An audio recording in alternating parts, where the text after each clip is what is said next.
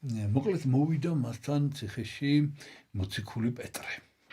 ხო და ეს პეტრე მოვიდა, ესე იგი როგორ მოვიდა, იცით, ერთხელში სანთელი უჭირავს, აი შემოვიდა საკანში, თამხლები ყავს ვიღაცა, ერთხელში უჭირავს სანთელი და მეორე ხელში უჭირავს სამკურნალო საგნები, მოკლედ რითიც უნდა უმკურნალოს და ესე იგი მოკლედ რაღაცას ეგონა რომ ექიმი მოვიდა მასთან.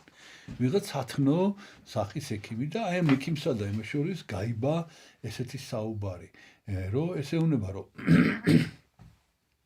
მე მოვედი რომ შენ გიმკურნალო, მაჩვენე შენი ჭრილობები და მე მთლიანად განკურნავ, ესეთ რამეს ეუბნება.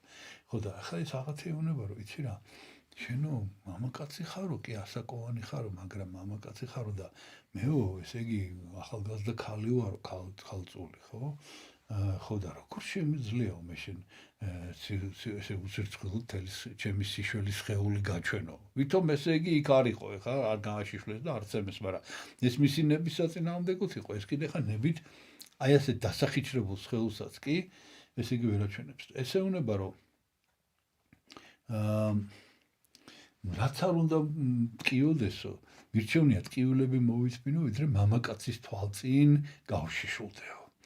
და ესე უნდა რომ მოგირჩენო ყველაფერსო და ესე უნდა რომ იცი რა შეიძლება მომირჩენ კიდევაც, მაგრამ მე მირჩევნია რომ აი იმას რომ შენ თვალწინ გავშიშულდეო, მირჩევნია რომ არ მომირჩესო ეს და ესე ვიყო და ეს მოვიწმინო ეს ყველაფერი. ესეც რამეს ეუბნება და რას ეუბნება, იცით ბოლოს